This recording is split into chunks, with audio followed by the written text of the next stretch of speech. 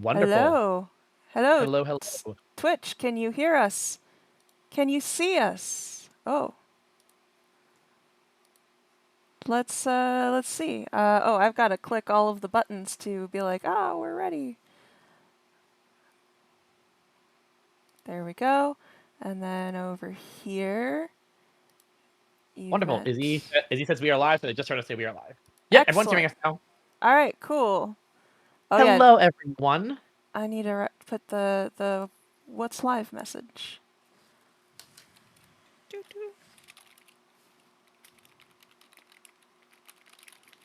How are I y'all see doing? everyone's evening is going well. Let's see. Talking about animal protagonists. Friend mobile Protagonist. Ari plays Stray, and I do fan art and doodle raffles.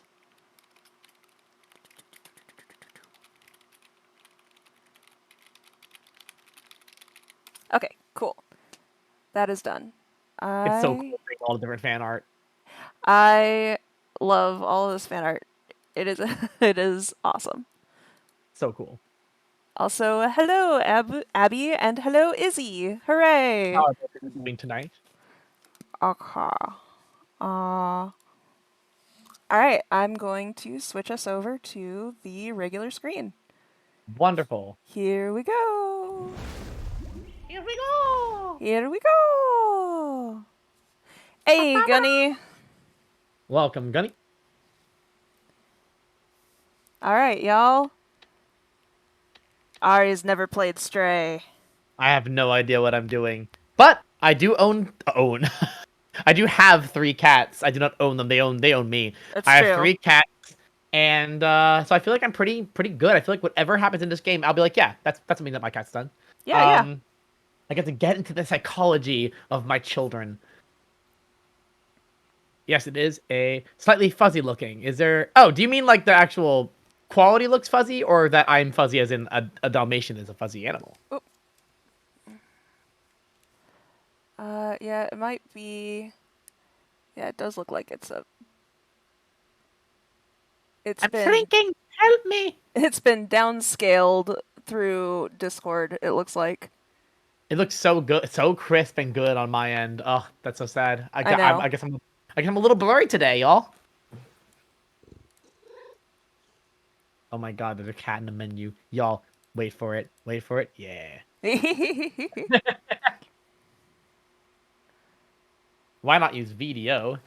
Video. It's the video. That's Man, the video ninja video. that we're using for the Mm, Stray. We'll fix it up next time.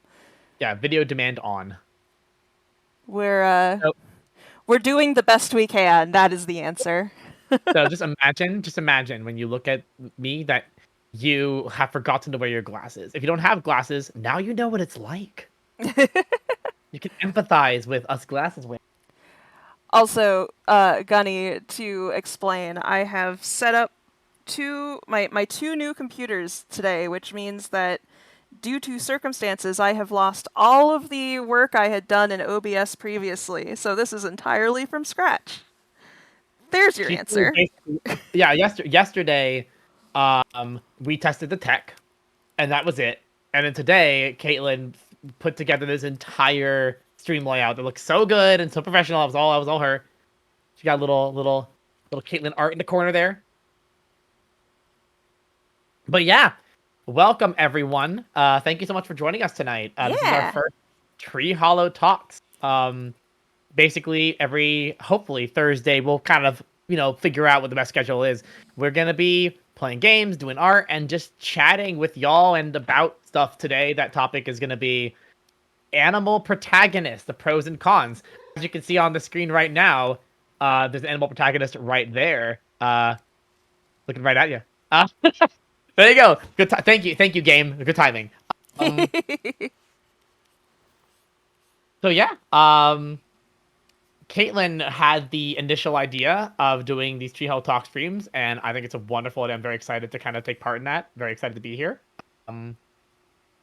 Yeah, wanting to just like we spend a lot of time on chat talking about writing and like writing good stories and creating comics and everything, and we thought that it would be a lot of fun to talk about some of this stuff like on a stream, and like if anybody ends up having questions or whatever, stuff like that. Absolutely. And I think one thing that people don't realize is how much time goes into crafting these stories. Because people will see the comics go out once a week, and it's like, oh, cool, that's cool. But like for chapter 5, for instance, Caitlin and I would meet once or twice a week, every week for months, for like Months. hours, just charting out everything, keeping track of all the characters. It's a lot of work, a lot of moving parts, and you're trying to, do all that while also maintaining the emotion of the story. And then once all that's done, then you move into the art phase, which is its entire own thing. And I'm really excited to kind of give you guys a bit of a behind the scenes glimpse of what we do. You already get a great glimpse of some of the art process because Caitlin has streamed the art in the past, and you've been able to see some of the work that goes into that. But we wanted to bring the writing side of things too, and just Yeah. like the brainstorming phase and stuff. So, where do you want to start? Well, I think first we should start by you starting the game. Let's do it. All right, guys. I have no idea what I'm doing. I have no idea what to expect, except that there is a cat. I think that we should get you firmly ensconced into the game, which should Here take we about go. 10-15 minutes, and then we can start the actual chat. Wonderful, And y'all. while that is going, I'm going to start the first raffle for a 5-minute doodle. Hey, Minty! Wow. Welcome in, Minty. Welcome. Let's see. Ah, I see my cats have escaped from my house. Also, my thing is, it seems like my character's blinking in and out on the stream. Yeah, something's going on with that. I think Discord was the wrong choice for that. There's a lot of lag apparently on the games, and maybe it's because I'm streaming in 4K. I don't think that would be why, because it's coming to you in whatever you're getting. Yeah, I don't know. Yeah, there's a lot of lag. Let me try. Oh god, so pretty though. Oh, what a shame. Let me try turning down the quality a little bit and see if that helps.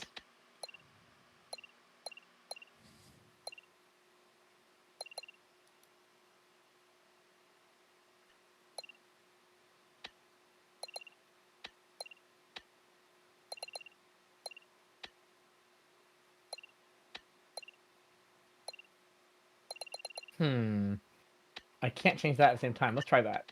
Well, the game itself is coming through Video Ninja.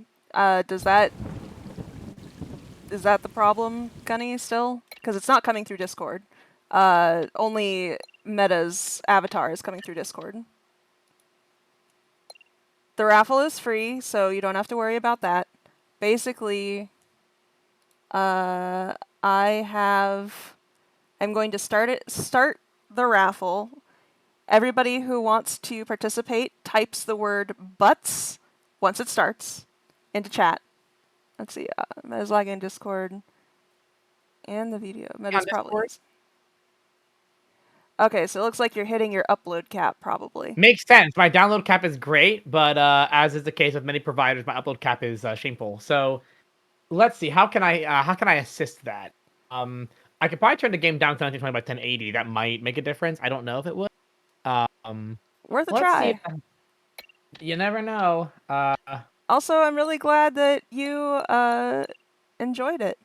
Thank you, ELSWO. Reduce bitrate on the push. Okay, so that means...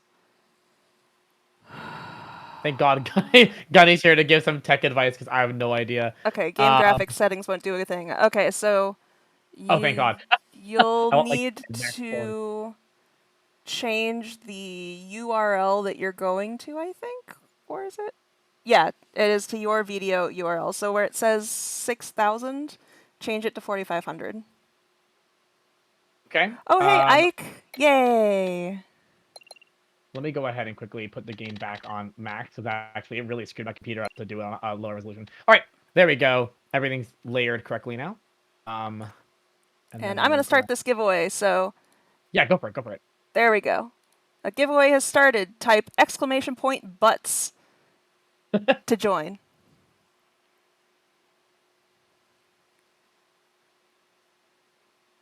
And I do apologize, y'all, for the my technical issues I'm having here. I'm managing 5 windows, and this is new for me. All right, here we go. So I go to video, I go to the gear, and what am I changing here? You are changing the URL on the video entirely. Okay. Gotcha. So somewhere in that it says bitrate equals 6,000. Change it to bitrate equals 4,500. We'll try Mine that. already says 45. Mine already says 4,500. Okay, then try 2,500. All right, let's give it a go. Oop. No, I didn't want to do that. I think that crashed my Firefox. Frick. That's fine. Let me do it one more time with the link. Grabbing the link one more time. All right, and changing it to 2,500, and we'll see if refresh just to make sure. Okay. Hey, congrats, Destructor Boy.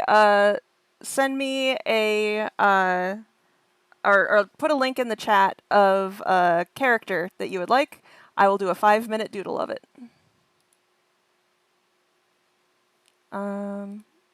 Refresh.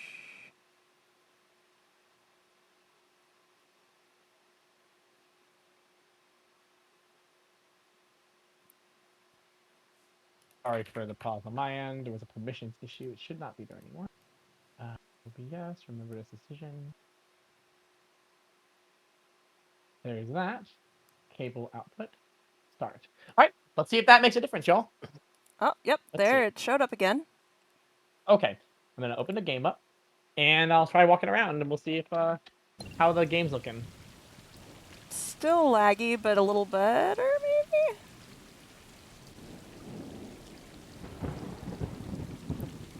Gunny says, Meta, what is your tested upload speed? Oh, Gunny, it's gonna be terrible. They only have one provider in my area. Let me check it right now for you. I guarantee you, it's going to be painful. I think it's like 30 at the very most. My download speed is like very good. But of course, speed test. I'll just use Google's. It'll work just fine for a quick test. Yeah, my download speed is like 500 gigs. Wonderful. My upload speed. Let's see. Gunny's gonna cry. Terrible. No, it's pretty bad. My upload speed is about 27 megabytes per second. 500 megs versus 25 megs. Maybe 1,500 might be better then on the URL. I'll give it a go.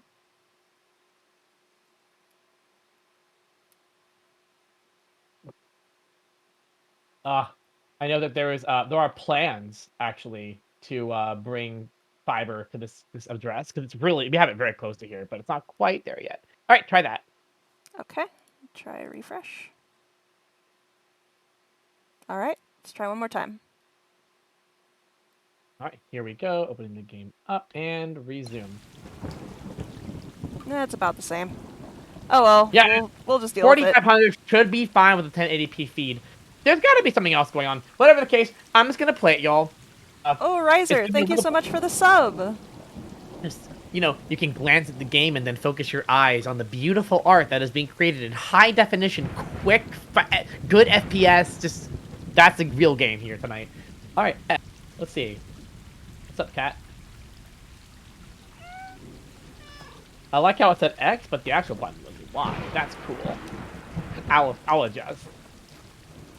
Oh, that's precious. I feel like I'm playing Warrior Cats the game. Okay, so X is Y. Good to know.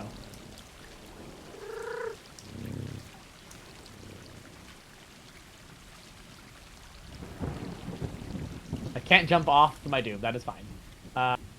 Time to sleep. Oh my god, this is so cute. Is it not letting you send a link? Let me see if there's something I can do about that. Oh yes, for those wondering what Izzy means about sad Holly moment.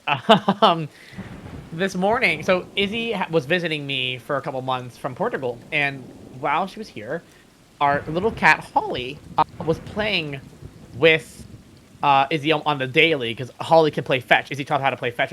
Izzy would throw a string, Holly would grab the string in her mouth and walk it back over and over.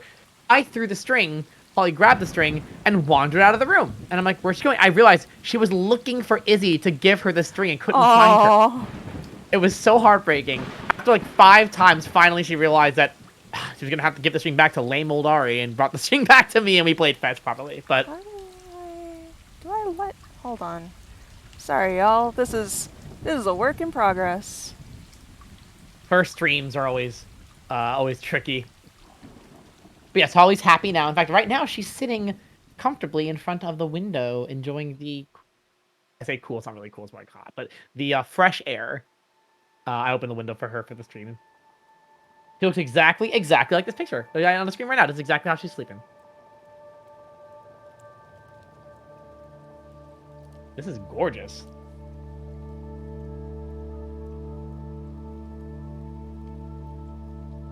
Okay, no, it shouldn't block she's hyperlinks. Good. She's a very loving animal. And for those who remember Holly having a health issue, we took it to the vet, and they did surgery on her, and she recovered completely. So she's doing wonderfully now. She's a happy girl, very healthy. Yes, please, Gunny. That would be very helpful. I have no idea what's going on. Cat looked at me. Wow, this is so pretty. Inside the wall. Inside the wall, because you know that's where cats like to go. We actually have, in the back of our closet, there's a little hole where it just access to the inside of the wall, and there's supposed to be a wooden block in front of it, but the way they've done the water piping, it no longer fits. So I have to keep that closet door very much closed because I do not want a cat going in there, finding their way through the hole, and just going into the wall. Never see them again. So, if they can climb into it, they will. Speaking of which, I'm going to do that now, in-game. I'm going to climb into everything. Alright, here we go. Very gorgeous. So, from what I gather, this is a perhaps slightly post-apocalyptic game, or at least it's, let's do borderless. That's better. Yeah. Oh, I didn't do that right. Graphics. I always get mixed between borderless and windowed. And, yeah, it's more like it. That's good. Okay. Wow. I got a very Last of Us feeling of like, you know, well, this is a reclaimed far point in the future, but it's been reclaimed by nature, which is always the prettiest apocalypse. Agreed. Hello, you. Welcome to Warrior Cats. I will be your warrior today. I've only read the first half of the, Hey, thank you, Destructor. Let's see. Oh, that's cute. I like your character. I will get this started then. Yes. Alright, I'm loading the controls. The controls I'm seeing on the screen are actively incorrect, but I'm only gonna see them once, so as long as I physically know what they are, it's fine. Yeah, look at that. I'm sorry you guys can't see it in its full glory. It's very pretty. If you come for the high definition plays, you're better off with the Let's Player until I figure out what's wrong with my tech. Yeah, ideally we would like to do this weekly. We're gonna see how things shake out. Because, you know, health and all. Also, the door just rang. I will be right back. Alright, and while Caitlin is checking on that, I will now show you a visual demonstration of what my cats do to all of my furniture. Just like that. Just absolutely wreck it. My mom brought me a couch from an estate sale that she loved. She's like, alright, will you keep this at your house for me? And I'm like, yeah, if the cats don't rip it up, day one, they're doing this. And I'm like, okay, alright. Yeah, they are terrible, but I love them so much. Well, I guess I gotta scratch all trees. Oh, am I now? Oh, thank you. See, this is why I have Gunny. This is why I have Gunny in the chat. Are you gonna let me? There we go. Oh, that's fun. I see. Going crazy. Alright, that's very cute. Oh, they waited for me. So patient. Yeah, exactly. We love them for it. Little chaos agents. Man, these cats have better digs than I do. Look at this. Look at this. I bet you don't pay any rent for this. Just wander anytime they want. A room with a view. Okay, I'll give you guys a clear image. You can see what we're dealing with here.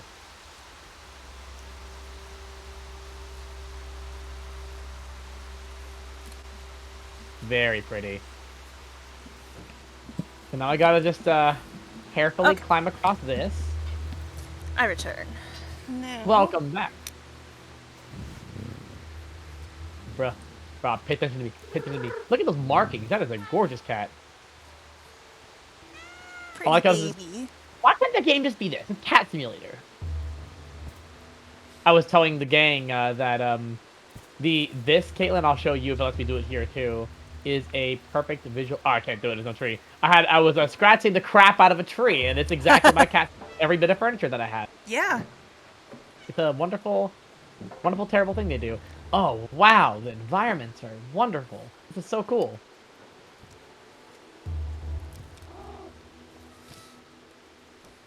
I'm playing Tony Hawk Pro Skater right now, riding the rail. Look at me go. I'm gonna try one more thing to see if this might help. Yes. We're not sure what the black box is. Just imagine that every few seconds I hide myself behind a black curtain to get changed. I have no idea why it's doing it. Yeah, that didn't help. Oh well. Dogs are wonderful. I'm a cat person when it comes to ownership, but I think both dogs and cats are very lovely pets. I like other people's dogs. Exactly. For me, dogs require... I give a lot of emotional attention to my cats, but dogs require a 1 degree more of intensity because these cats like to be left alone. They just like their own time sometimes, and I'm busy sometimes, and so knowing that there's 3 of them, they're all friends, they hang out, they play together, I don't feel quite as bad as I would if I had a dog and it was I need playtime. Oh, I mean, and I don't have an apartment big enough for multiple dogs. I'm a big believer in having more than 1 pet. I think 2 is good. I think it's nice when they have a companion. Also, I am starting the 5-minute timer now, and I am going to do the doodle. Lovely. Here we go. Random hypothetical question. If you could hire celebrity voice actors to make voices for a Tamerlane comic dub, who would be your dream picks? I want Anna Kendrick for Belfry. Oh my god, yes. My answers would probably be I'd want to get voice actors over celebrities, if that makes sense. Yeah.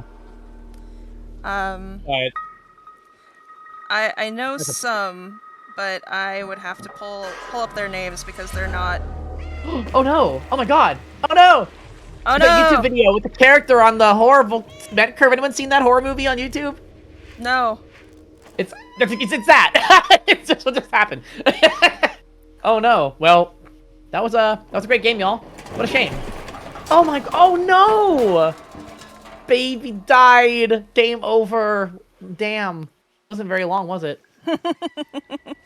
Why is the cutscene smooth but the gameplay is laggy? That, my friends, I don't know.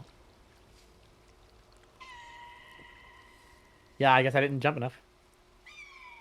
Game capture lag. Game capture lag. I mean, I'm using OBS. Maybe my OBS settings need an adjustment. I'm streaming through OBS, which is then streaming with video, yeah. Video.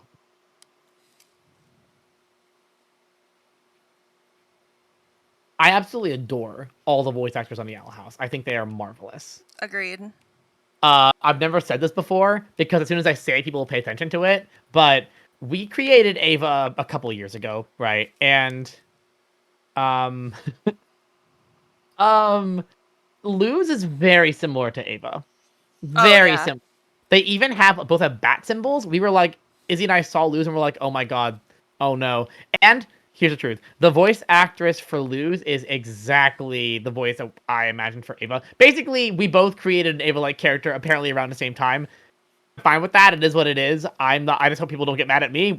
We created ours before we saw Owl House, so... But that voice, that is Luz has the just right voice for Ava. I can definitely see it. And like me, like I always envisioned in a humanized sense that Ava has like a mixed race voice actress. So that also it was a very fitting like choice. Lose. OBS is probably too aggressive or high res for this setup. Is there a way for me to fix the OBS cam? I can go into settings there and adjust something if that would. Lose as Ava from Ava Mothorial. Mothorial. Sorry, I realize there are people here who don't know this. I did 2 webcomics. I co-write Tamberlane with Caitlin, and I was the head writer for Mothorial, which is another fantasy comic from Foxglove Comics. If you want to check it out, I'm sure Izzy can link it since she is the artist for it. But in terms of Hey, Apple. Tamberlane, welcome. Basically, the Anna Kendrick in Trolls is Belfry if you just gave her a British accent. Yes. Um, Don't forget, everyone's British. You have to remember that, y'all. The grumpy old guy in Wolf Children, the English dub, is Oakwood. Always has been. The girl in Love Actually who says, "I hate Uncle David," when he comes looking for Natalie going door to door and leaves his family on Christmas. That's Piper. These are all the ones that I've thought of anyway. Wonderful. All right, guys. So Gunny, my base canvas resolution is 1920 by 1080. My output scale resolution is 1920 by 1080. How do I check my encoder method? Do you know how to do that, Caitlin? I'm I not. have I'm not. no idea. This is advanced. It'd be in settings. I'm in settings. I'm in perhaps output. Yeah, it's probably an Encoder is output. N. NVENC. NVENC. Yep.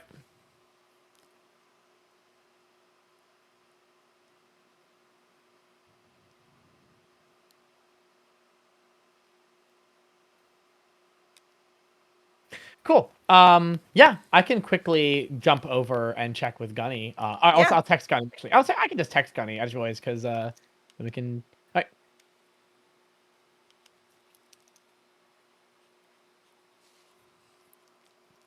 Hey, Stick. Welcome.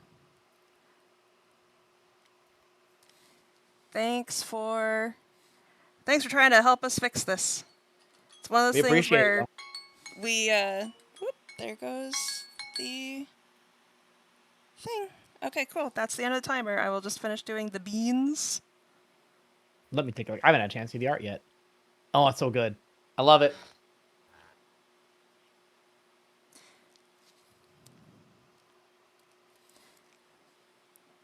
Yeah, if it goes perfectly, it's not a stream. It just isn't a stream.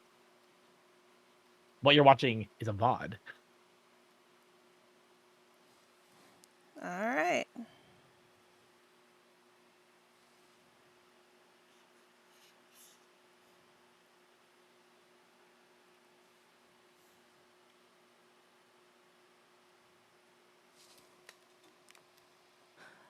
Oh. Thank you for gifting a sub, Riser. That's so awesome. Thank you very much.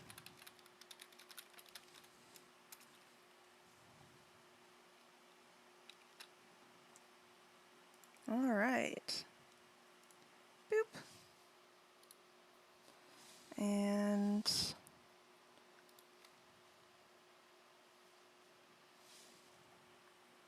Tamberlane would be a small child. All right, we're gonna lose access to the game for a second, y'all. Okie doke.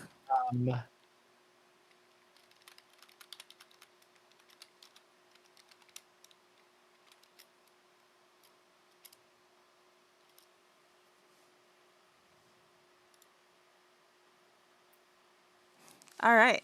Well, in the meantime, I'm gonna draw some more cat.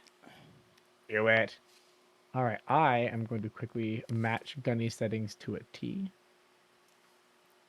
All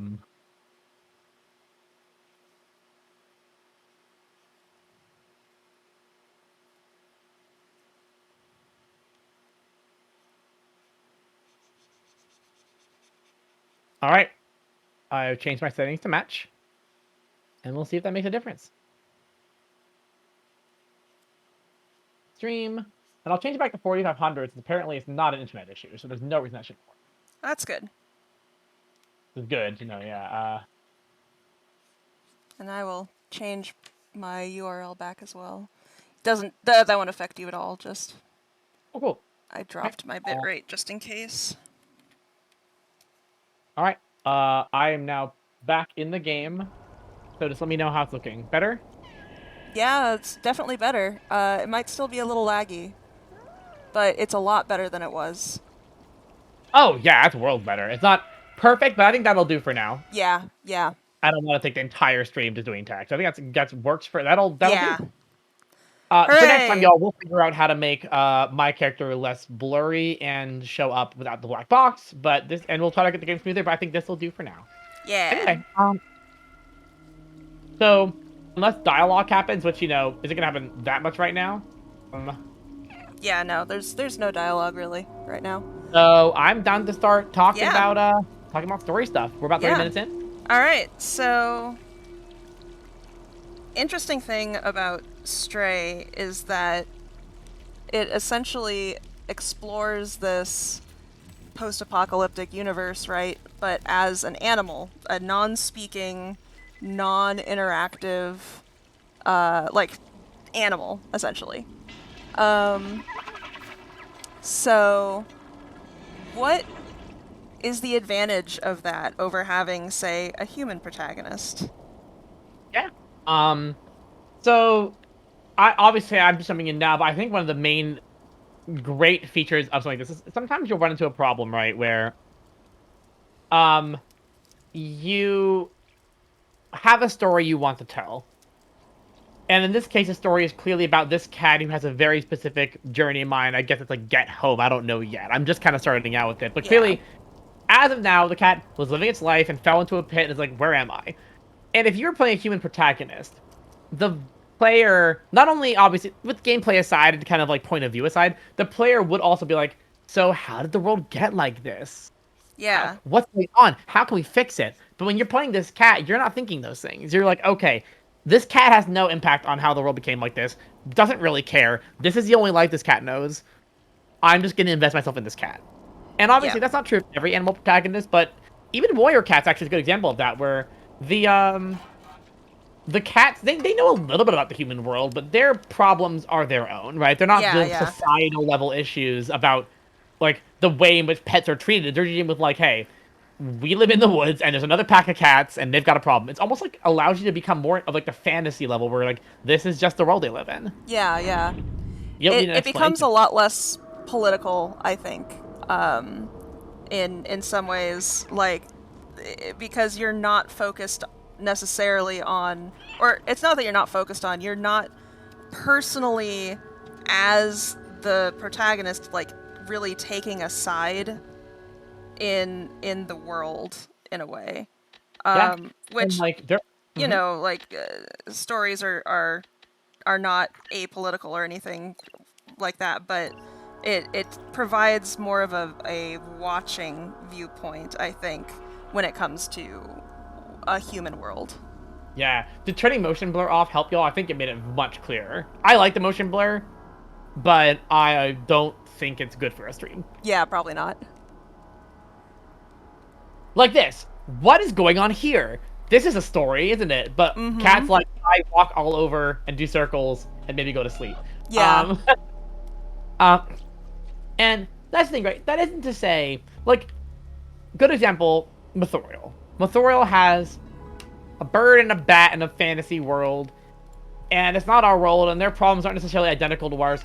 But a lot of times, I think people attribute the word political, as Gunny's putting out, political and moral have some crossover, but they're different connotations. And I think people often will say, oh, stories aren't meant to be political, when really what's happening is stories are trying to tell a moral story, however literal that might be, right? Like, it's not always literally like a one-for-one with our world.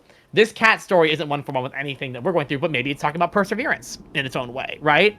This cat is just fell off a cliff and is trying to find its way home. It didn't give up. Like, that's a very mild example, and I've only just started the game, but I think it isn't necessarily that doing an animal protagonist means you aren't going to have morals in your story. It means that you can explore those morals in a unique way where you're not maybe falling into the trappings of tropes that you automatically would fall into. What was this, like an orphan boy or whatever?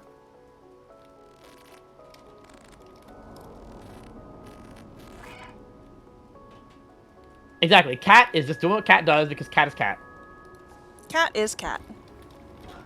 Like, my question is, how did this happen? But the cat's like, I won't step in green goo because I know green goo isn't great. That's all the cat knows. Also, cat's not getting wet.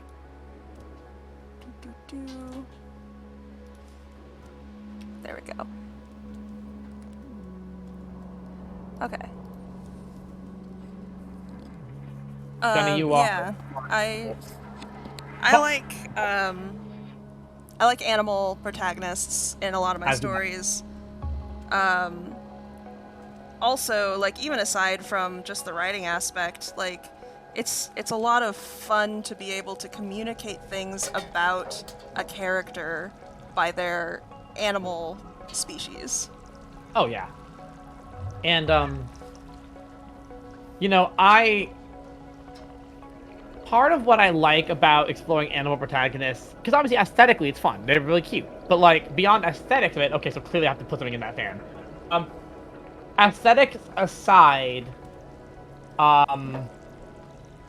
even in the writing, you open up opportunities for like exploring, like in the case of like Ava, right? Ava can't fly, but Ava can glide. And that is already one unique example of, like, a specific thing about her character that wouldn't be true if she was just a human. And, like, you can kind of explore those questions, right? Of how does the species you choose impact the abilities of the animal in particular and of, like, their life. Exactly.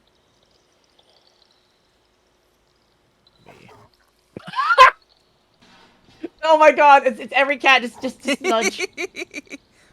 Is there a reason? No. I just want to nudge because I nudge. Yeah, it is easier to convey a new perspective when you aren't self-inserting a human-based assumption. You are more open-minded as the consumer of the story, said Gunny. And yeah, exactly. And I think that it's a real shame that, like, the like the connotations of people had, oh my god, okay, wow, this cat's causing chaos. This idea of what it means, like, when a story is furry. And I think that some people will avoid doing animal stories because they don't want to have a connotation, whatever that even might mean to people. Okay, I noticed in mass production, there's actually, oh my god, of course. There's there should be a lot more furry stories than there are, right? Yeah. And like talking animal stories. Perfect example. Look at Redwall. Look at Watership Down. These are classic stories, and people don't say, "Oh man, Watership Down is great, but it's only for furries." It's like it's a story about, yeah, it's a story about rabbits, but it's also a story about like a kingdom and like a group going on this quest together and trying to survive against insurmountable odds, and there's emotions and character, and like I think people will, how would I put it? Like, people will limit themselves in the stories they think they can tell. Yeah. Exactly. Exactly. Also, yeah. yeah, exactly, Ike. You can also subvert expectations for drama, character growth, or comedy, like the fat cheetah in Zootopia, is inherently funny.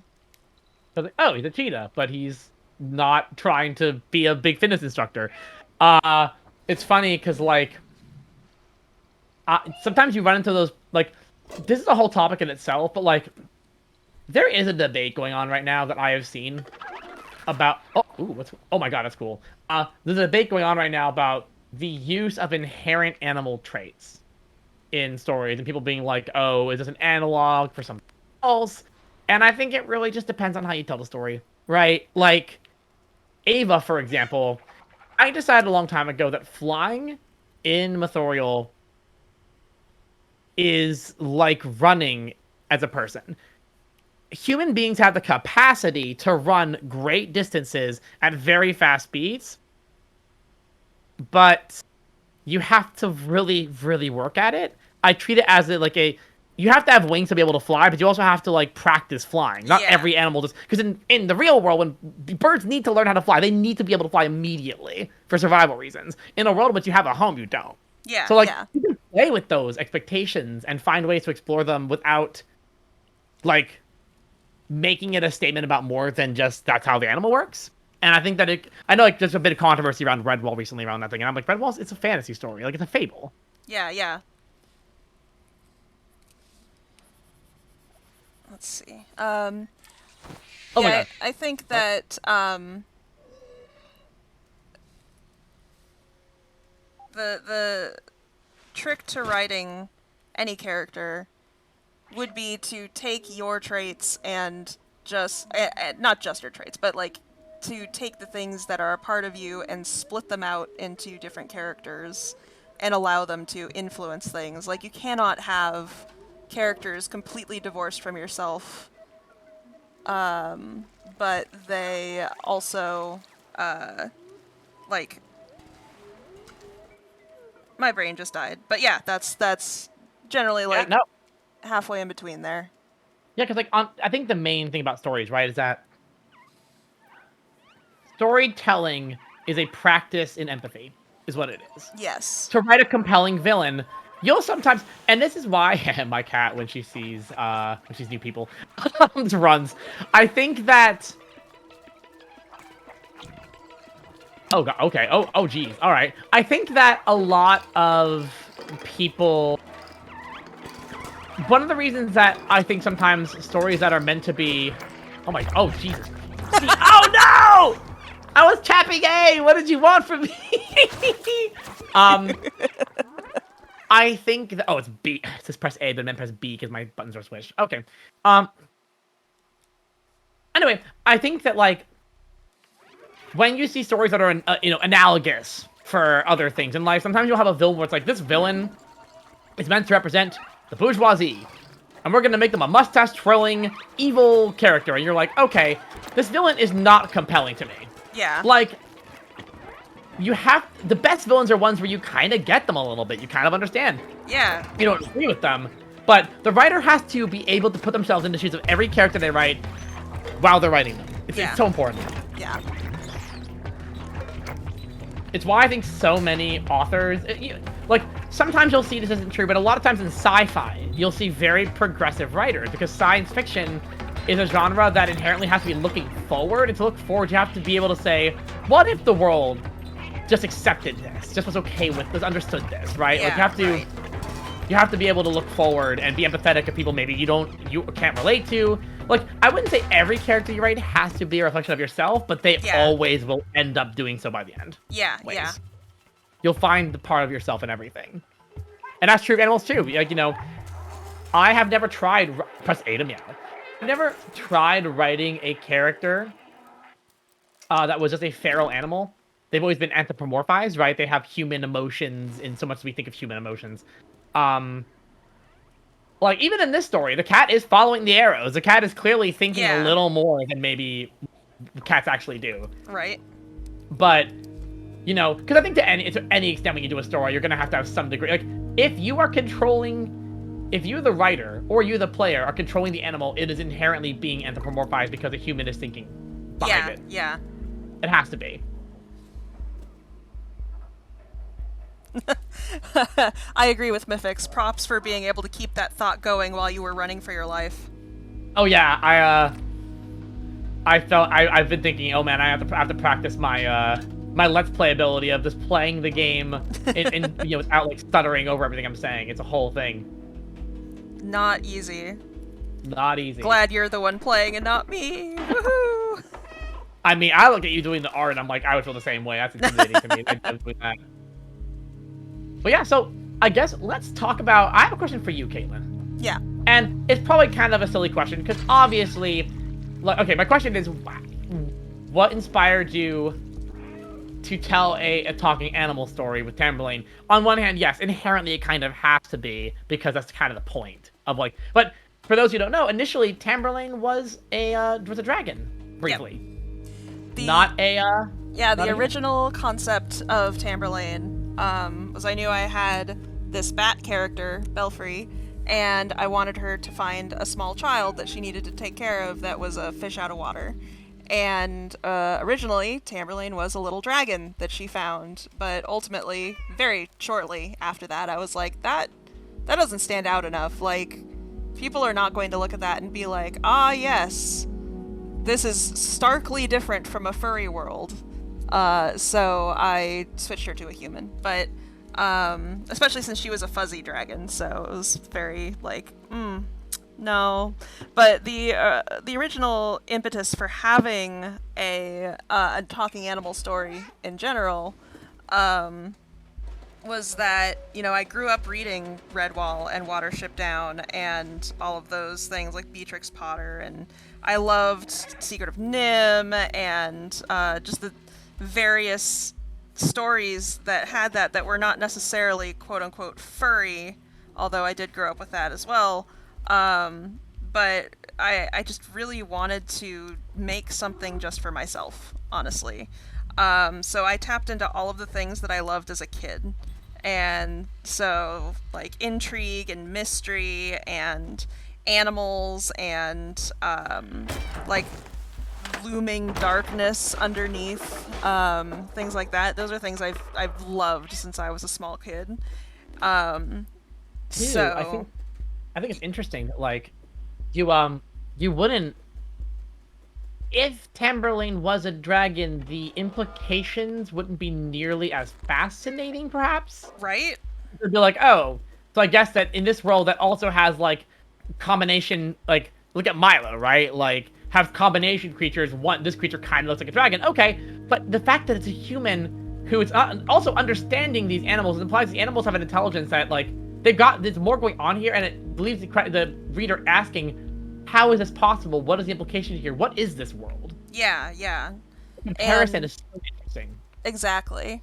And like, there's so much that it really would not have served the story for her to be a dragon. It would have been totally different. And granted, at that point, I didn't even have a story. I just had two characters I wanted to play with. But Oh, yeah. like, I'm really happy that it went the way that it did.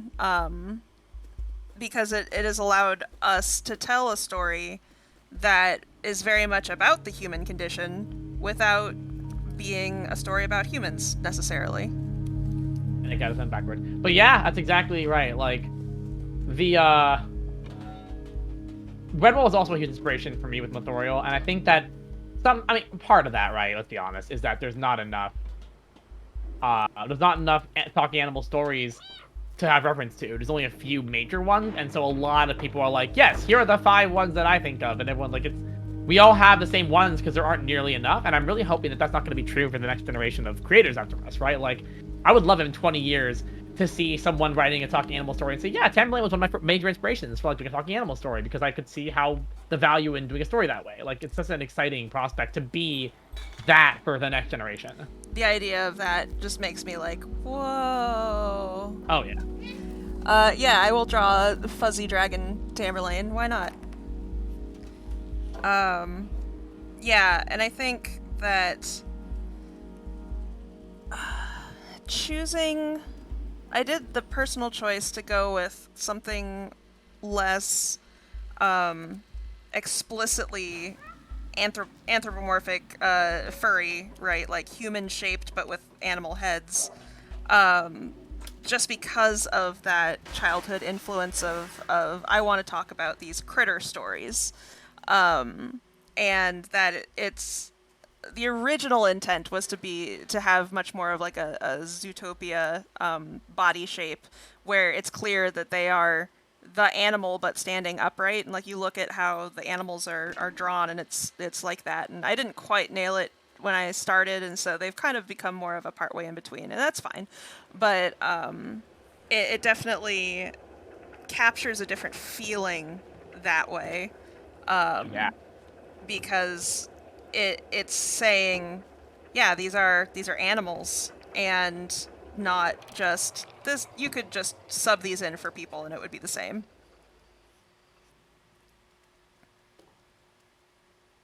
Yeah, it's really it's interesting to me that there is a, like, this is actually another thing that's interesting, right? I've noticed that, like, anthropomorphic humans with animal heads are often perceived as furry, while talking animal is often a animal that exhibits human traits. Like, Redwall, they're just like animals. They are just the size of their normal size. Often you have like the gang of foxes that hang out because they're just the foxes. Like, it is in nature. Foxes hang out. Like, you don't have like foxes and squirrels hang out in real life. Yeah. So, and those stories are. This is great.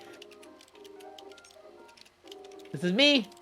All right, guys. This is actually how I write Mothorial and Tamberlane with Caitlin. Yes. Also, yes, I agree, Gunny. I would love to see Meta play God of War on this. That would be a fun thing. I will be so bad, but I'd love to. Yes, I'm not. yeah. I love gaming. I'm not great at it. No, but that's the best thing to watch, though, is people who are not great at gaming. It's true. And the writing in God of War is truly spectacular. So, I think you would love it. It'd be fun to do streams where we talk about the story that we're watching, right? Because how their point. Exactly. So I guess oh yeah, go for it. And the other thing was also that I see Mythics. I am glad you can feel the Redwall influences. I just ate those books up as a kid constantly. I think I read Mossflower like 8 times at least. And then last thing was I look forward to seeing if somebody is like truly inspired by or like childhood influenced by Tamberlane. That would be incredible. Oh yeah, like I think what's been really fun, right? Is I came into Tamberlane as a fan of the work. Before I ever was taking part in it, I was helping. Before I took part in writing it, I was like this. What you were just like you, and coming into it when I did, right, was a fascinating experience because the world already existed and Caitlin already had like a game plan. One of my favorite things that's ever happened to me was Caitlin saying, "Here's the all right, here's a doc with the summary of basically the entire Tamberlane story. Here you go." And I just read this doc and I was like, "Okay, now I understand everything. Now I know every answer to every major question that Caitlin had in mind already." And that isn't to say that there weren't a lot of questions that still needed to be answered because it wasn't everything, but it was like, "Oh, now I understand what Tamberlane is. I understand what the world is. I understand all the it was really cool." So to go from that to like, okay, now I've peeked behind the curtain. And I've seen what the plan is. Now I need to put myself into the writing of the story without letting myself put in what I might want to see as a viewer, because that's not the same thing as what you're writing, right? I'm writing the story with Caitlin and helping break the story down, and it has been such a blast. It's a really fun experience. I guess I would be curious to ask, because, there's always something you can say about, like, talk animal stories other than, like, kind of what we have. I'm curious if people have any questions they want to ask about the process, about this stuff, anything really. Yeah. Obviously, we're not going to spoil anything. So if everyone's like, "Hey, what is Tamberlane?" We're not going to go, "Oop." The main character, the titular character. Yeah, if anyone has any questions, we'd love to answer them. Yeah. That also gives me to figure out what the heck I'm doing in this puzzle. While people type their answers out. What am I holding? What is this? Also, I'm really happy that Tamberlane was able to inspire Shift, Kateni. That's so cool. Yeah, inspiration for awesome. Wonderful feeling. Also, Tamberlane and Mothorial are very different types of stories. Yeah, they are. Tamberlane is a somewhat slice of life starting story that has like a darker underbelly and more going on, whereas Mothorial is it starts off as like a fantasy, right? Like Wheel of Time, Lord of the Rings, and then kind of finds its own language, as often happens with these stories. Yeah. Writing them both, obviously there's some sensibility that kind of crosses over, but of course, to a certain extent, they're very different types of stories, and I'm loving the diversity in writing the two of them. With like, Anthony and I have been working on Mothorial for 3 or 4 years. There's now 5 or 6 years worth of that script written. Tamberlane, the entirety of chapter 5 is written, and 6 and 7 are like more or less basically plotted out, and just need to kind of dive into the specifics. What are you doing? What is going on with the cat? I feel as confused as she probably does. Oh boy, I can imagine Star Warriors has a long ingestion period for Gunny, who has recently joined the team. Oh yeah, it's but I'm sure Gunny can relate that there's such a joy to, like, someone might think, oh man, it must be sad to be, I would never want to be spoiled, right, on a story that I was reading. People say spoilers are fun. I don't know, like, I love the waiting game. I love the process of discovery. But when you are going to be part of the writing process, it is so immensely fun. That ingestion period is the best feeling in the world. One of the main things that I wanted to do with Tamberlane that was a philosophy that luckily Caitlin already had the same philosophy as me, and I think that was something that really helped us work together. Was I'm all about this concept of I really love to dive into the different characters, and I wrote a Twitter thread recently about it, about how like I think characters and plot are the same thing. And the reason people say, "Oh, I struggle so much to write character and plot," already fell on the ground, and now it fell again. I want my money back. That when you're writing a story, whether it's talking animal or otherwise, before you dive into like, oh, here's what happens and this happens and this happens, because if you write the plots, that steps out. Yeah, God, that's hilarious.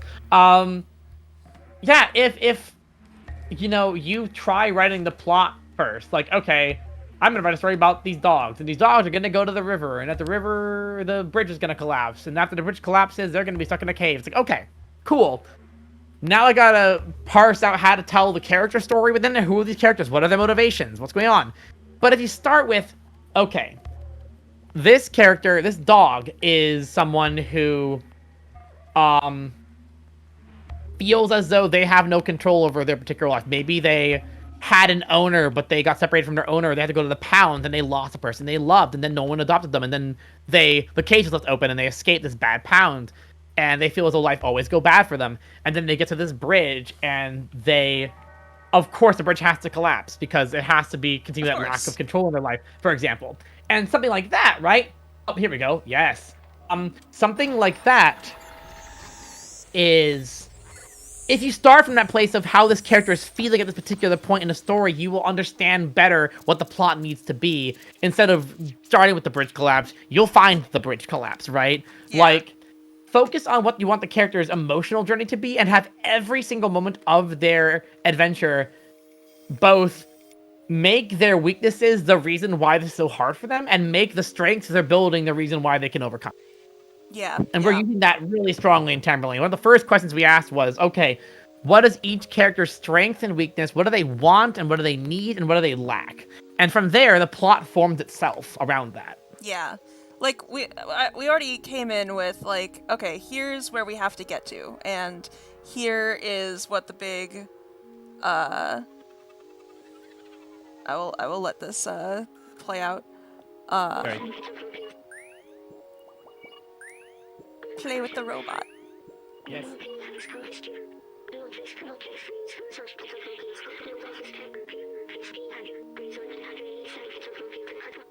Ta-da!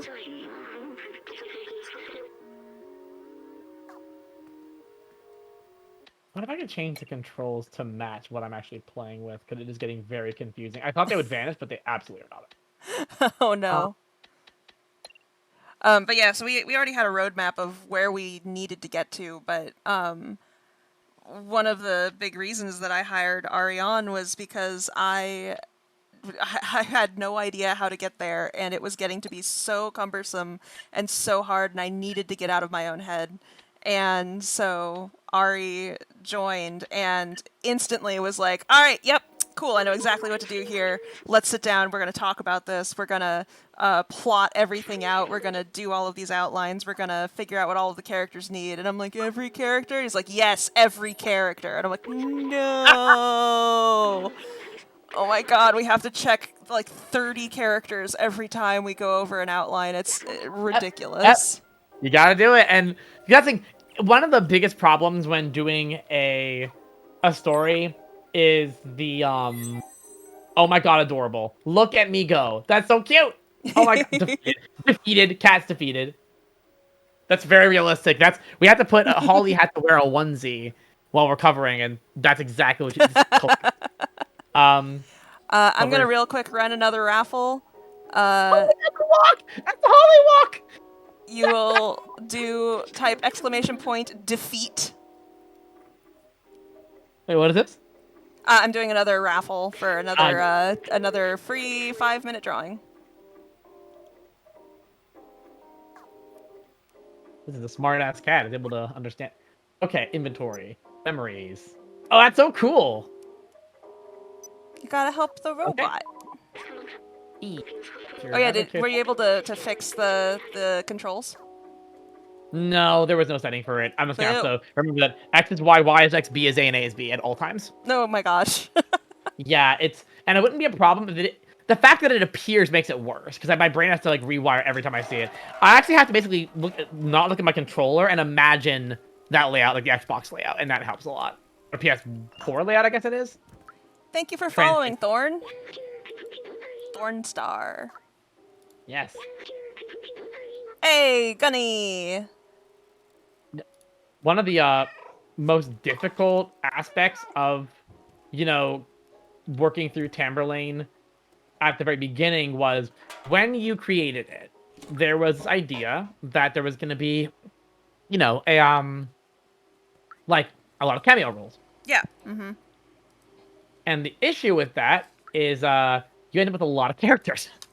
And I remember that, like, you wanted to work with these cameos, but you had, like, and, like, all the characters you had, but you had, like, a doc with all of the characters that had appeared, every character that had ever appeared in a comic, and like... And every character that hadn't shown up yet, either, as well.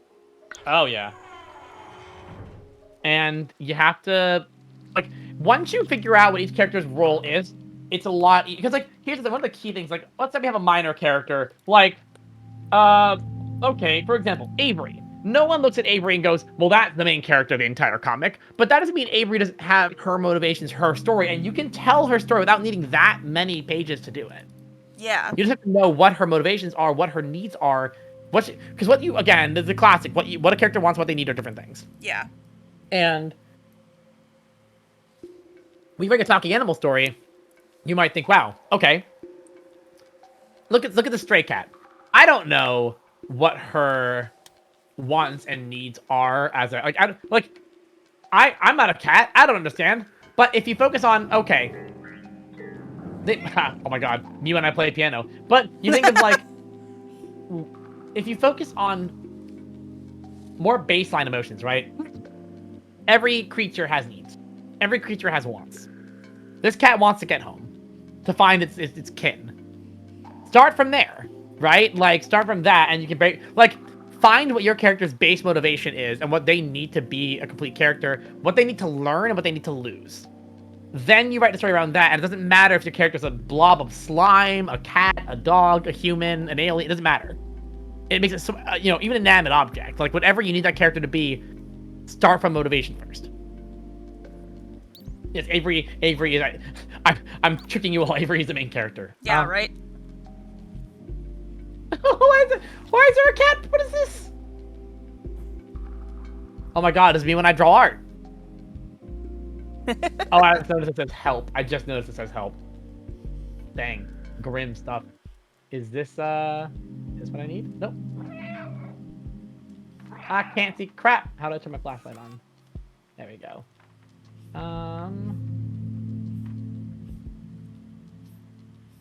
Oh, there we go. Code is... Oh, you blocked it, so I need to be a brat. Okay.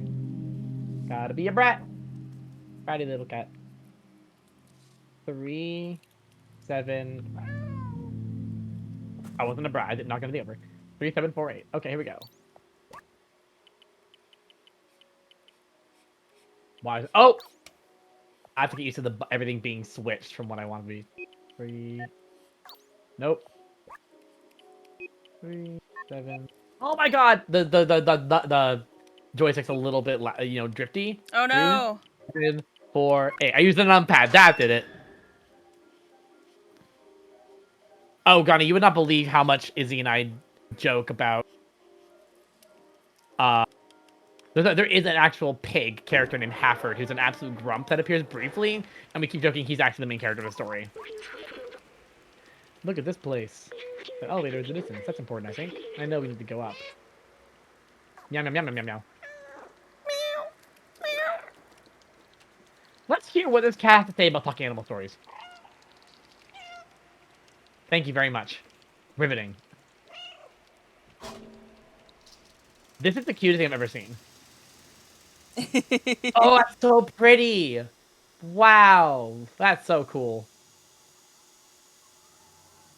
Unbelievable art direction on this game. Oh yeah, it's gorgeous.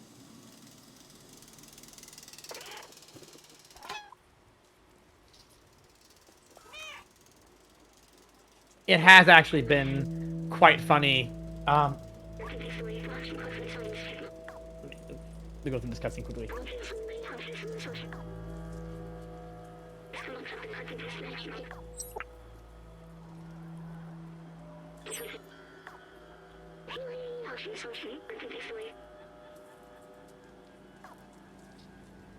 So, oh, can I see?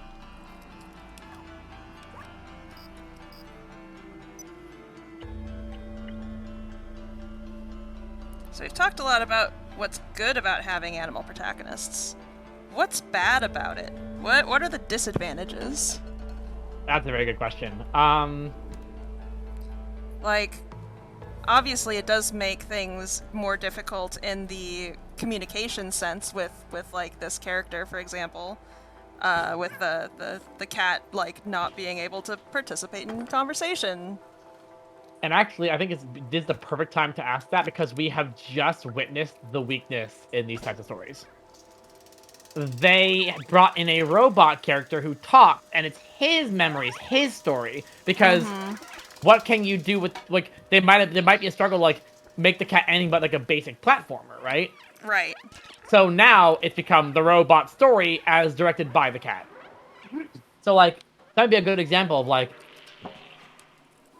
you somewhat have to anthropomorphize your character in order to make it intriguing to an audience. It's kind of the question is how much do you anthropomorphize it? Yeah, exactly. And there's like it does take like Gunny says, there's a cognitive overhead of writing in all the mannerisms, restrictions, defaults, etc.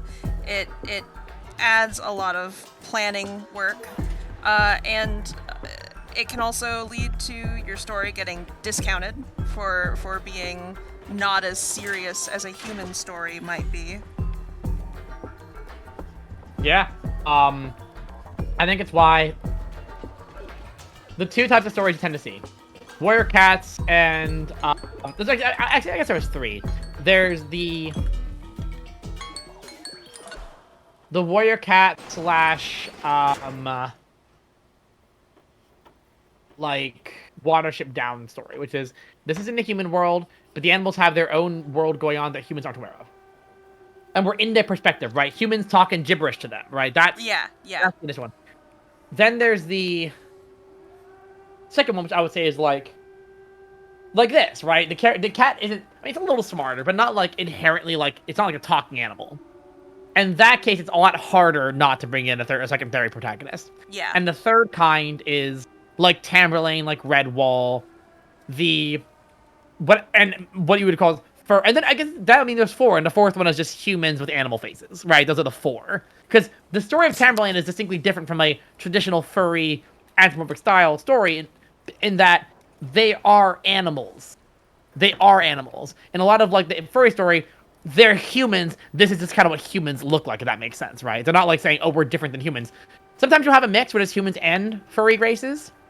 Yeah. And that kind of is more in the Tamerlane vibe. But like there are stories where like they just replaced humans with animals because it's a cool thing. And nothing wrong with that. It's a different type of story. Yeah. Also, you are welcome. I'm glad you like your weird fire sketch. There we go. Boop.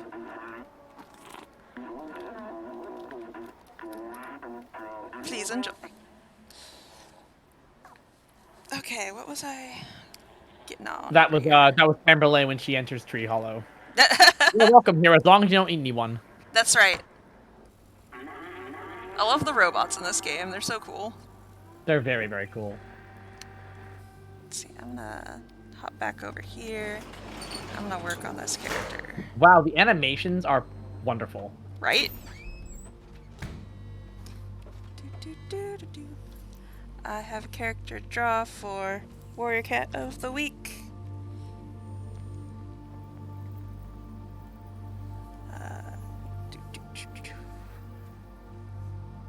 All right, guess you're all gonna chill. What's up, dude? There we go. Yeah, let's see. What else? We'll do just a little sketch. What other downsides are there to animal protagonists?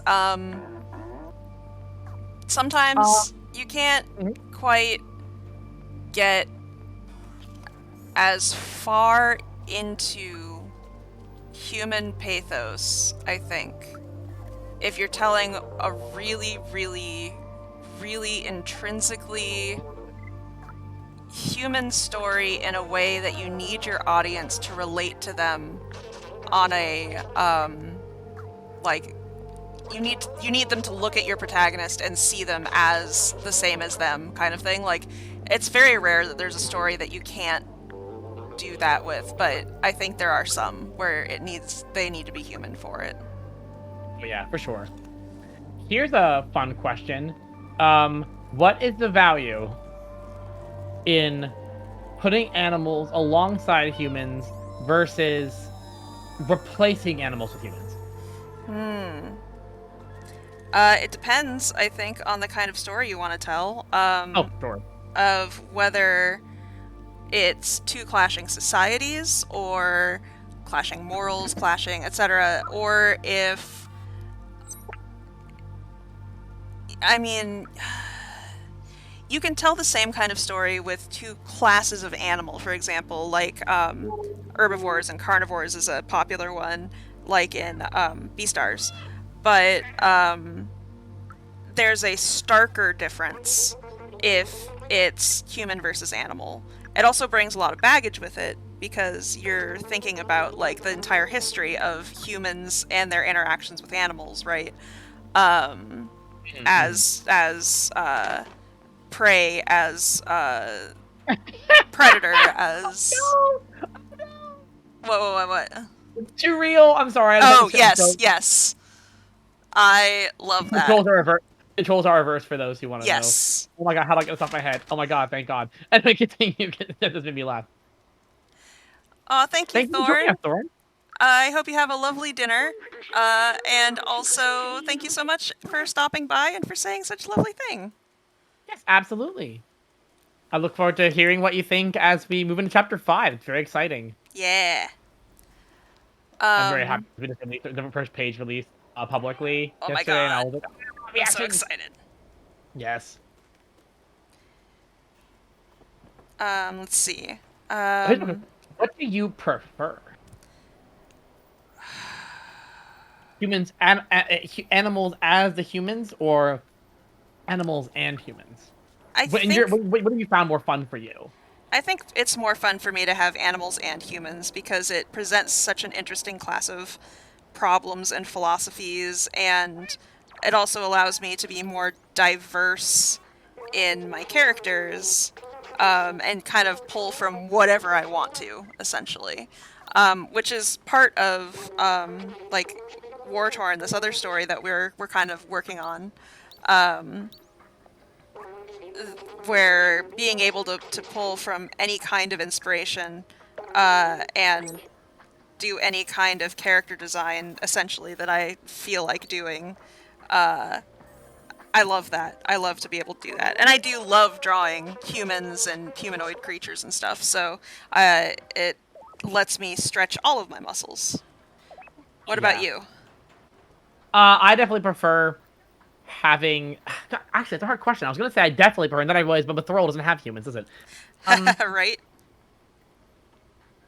I as a reader, I prefer both. Yeah, yeah. As a writer, it completely depends for me. Yeah, and like I say definitely, but honestly I love them both almost equally. So, Yes, as a reader, oh God, it's funny because like you always like say, oh, like one, but then you think of an example of the other. It right? really it's story dependent, right? Like, but there is something really special to me about like the comparison of animals and humans and like how they, especially because like in the real world it's a real thing we deal with, but you know a lot of human beings just completely discard the feelings of animals because they can't communicate with them, and animals have a different level of intelligence than us and a different perspective of the way the world works than we do, Mm-hmm. and so people are very easily able to just write off that. But in Yeah. these stories, you can't. It's confronted, right? Yeah. Speaking of which, let me give this guy. Let me give this guy the way you compute tonight. One of my favorite stories when I was growing up was a book called The Silent Meow, which is, oh good, you found this. Now you get to just sleep. I win. That's it, y'all. But it was a story about a mother cat who brought her kittens to a human to be taken care of and everything. But it was written as though a human had found this transcript left on their porch that was written by the mother cat. And it has like photographs and everything. It is a really, really cute book. And I loved that book, and I think I love those kinds of stories. Kateni asks, how do we feel about shapeshifters? Animals who can become different animals, or humans who could become animals, and vice versa. Sure. I immediately have an example, Animorphs. Yeah, I know, right? I love shapeshifters personally. But I'm not as big a fan of like I still quite like urban fantasy, but it's not my bread and butter. Used to be, but not so much anymore. So, and not every shapeshifter story has to be that, of course, but that's the vast majority of them. So, I don't write a lot of it. Outside of RP, anyway. We finish dialogue. It's all nonsense. Wow, y'all. You know what? You know what? Dramatic irony. I know it's not nonsense. I was there. But I can't talk, dang it. It's interesting because, like, you know, I find the concept of humans who can become animals more interesting than animals become different animals, and I think I have a reason why, which is, again, there's a relationship between animals and humans that's very unique. Yeah. And that humans view themselves compared to animals.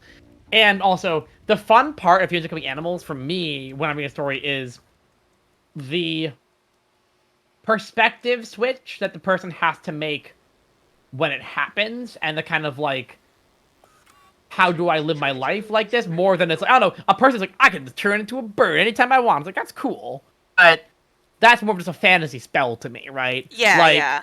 But if a person's like, I'm in this unfamiliar world, and I have to figure out how to navigate it. It's like any fantasy home away from home, learning to navigate this new place kind of feeling. That to me is much more compelling, because to me it's more character-based. It's a character-based approach to it as opposed to a plot-based one. I do think that a good shapeshifter story really needs to go into like what is different about it? Why is this narratively important that they shapeshift? What about it is something that the character needs? What is it that they don't need, that they don't want? Like, there needs to be a compelling relationship with the shapeshifting. It can't just be a trait that exists. That's actually a very good point, Sikateni, is the Hulk. And how they look at how much more interesting the Hulk was, in my opinion at least, when in the I'll talk about the Marvel movies. people don't tend to like the Incredible Hulk movie, the one that came out with Edward Norton. I kind of like it. It's not the best movie in the world, but I thought it was like, compelling how he's like having to deal with the consequences of this thing. And I would argue that still fits into what I'm saying. A person who's having to deal with the consequences of what this means is more interesting than someone who can just do it arbitrarily. Yeah. Now he just can become the Hulk whenever he wants, and his fight is that, and I find it much less interesting. It's like he's a monster now. He's this dude who can transform. It has become like a spell.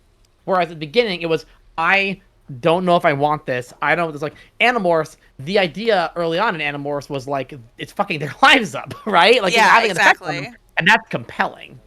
So I actually think we agree, Caytlin, in that what's interesting about shapeshifting is the character having to deal with the consequences of it, not just inherently the shape itself.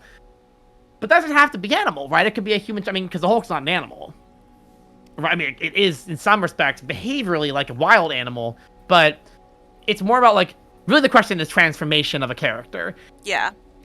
Animals, telling a story of animals at the end of it all doesn't have to be inherently its own like medium or genre. It is just a way to tell a story because stories are about empathy.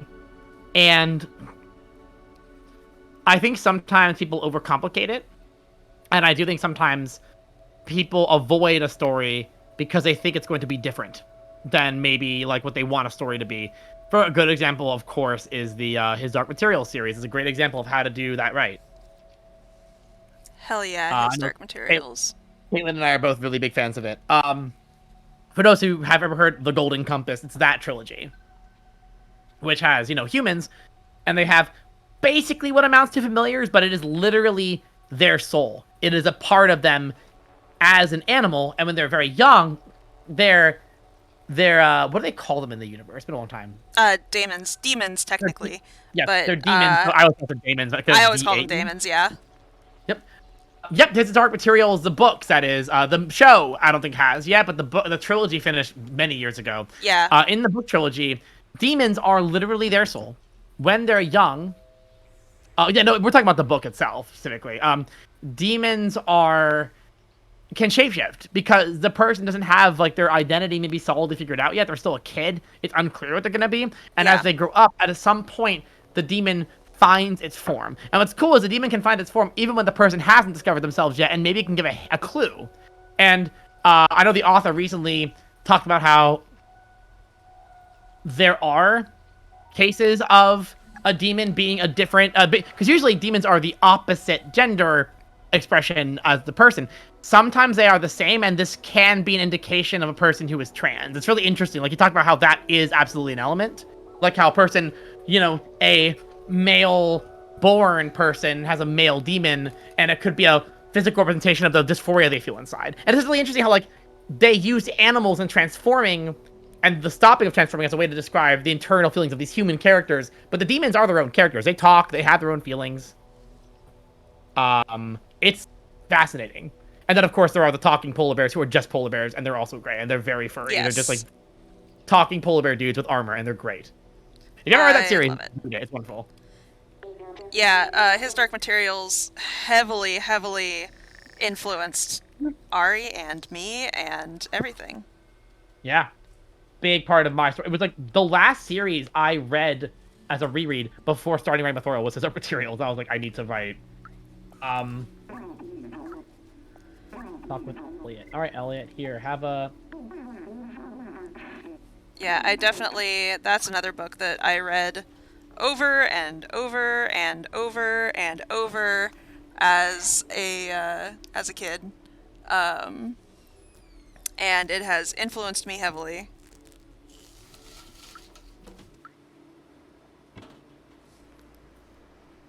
Thank you so much, Miff. I really appreciate that. We're, right now, we're, doing all the work on our, on the Kickstarter coming out for Chapter 4. And while working on that, that's taking a lot of our time, but after that, we're going to be diving back into Chapter 6, and I'm so excited. The story's a lot of fun. I'm looking forward to being able to jump back into story stuff soon.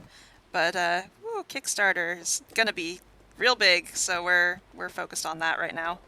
Oh yeah, it's a whole experience. I'm really, partly because, as we've talked about before, I think this is not necessarily about talking animals, but I think it'd be worth asking, how long did you know that chapter 4 was the ending of a section? Was like the end of something as well as the beginning of something else.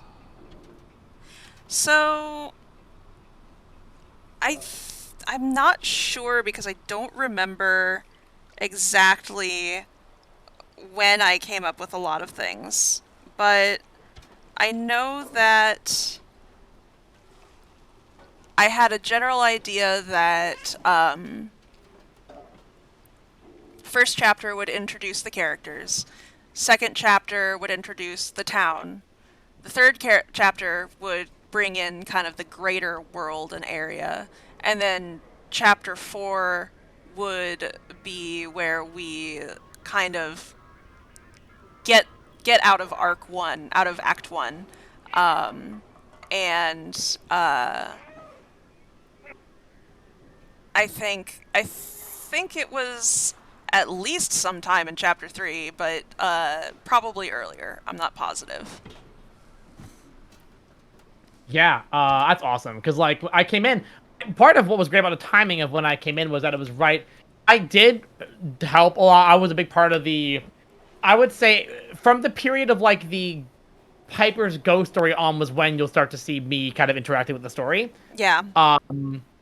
It was a great time because it was during this transition, so it felt very natural. It's like, okay, where is the story going next? It wasn't like in the middle of a random part of the story. It was a very appropriate time, I think, to like kind of try to bring his perspective in on it, and it was a lot of Yeah. fun. Yeah. Oh yeah, they did. That's right, Drake. They're creating a sequel trilogy, Yes. standalone its own thing. So good. It's very, very good. But yeah, absolutely. If you like the, you finish the first series, and then the second one, the final book hasn't come out yet, but it's not like a Game of Thrones situation. It'll come out. Philip Pullman's been Yeah. always very good about releasing stuff. It's a really good series. As for your question, Kateni, we actually did talk about it, but Kickstarter has been where it has been in the past. It has worked very well for Caitlin so far. We just figured we go with it, particularly because one of the things about Indiegogo I think is actually kind of risky. You might think it's not a risk, but it is actually kind of a risk. Is Yeah. partial funding is Yeah. risky. Yeah, there's the risk that you will get a good chunk of what you need, but not enough. And then you'll have not enough to meet your goal, but you will have taken people's money. So I'm not a fan of that. Um, but the reason that we are going with Kickstarter is because it has the biggest discovery platform. So people who aren't already followers or readers who can find something, and it has, like Gunny said, the biggest public trust out of any of it. There is one platform that I am considering trying instead, if it gets up in time, and I'm not positive about it yet, but BackerKit is putting together their own crowdfunding site, which is, I've used BackerKit for several of my previous campaigns, and it looks like they'll have really great like integration and everything, and it looks like it'll be a really great place, but it would mean that we would be among the first batches of campaigns on their site, which means they'd be what's the word? Motivated to market us, which is helpful. But it also means that we wouldn't have that public trust that Kickstarter has, even though a lot of people are still kind of familiar with BackerKit. So that's iffy, but possible. And definitely not doing site crowdfunding because it is a totally different beast, and you cannot get adequate funding that way unless you have a very large, very passionate fan base, and our fan base is not that large. Yeah, I think people often forget that. Yeah, actually, Temlane has quite a few site visitors and readers, but like the last Kickstarter had like 320 people, which is a lot, but like compared to the amount of readers, right now the goal is to raise awareness for the Kickstarter, and adding another complication would just make it more difficult than it already is. Yeah, and this is going to be a chonky Kickstarter. Like, it's the definitely the highest I will have ever tried to crowdfund and raise, and it's intimidating. So I'm going to take every possible, not bonus, help that we can get. Oh, 100%. Yeah, like Gunny said, 320 out of tens of thousands ain't much.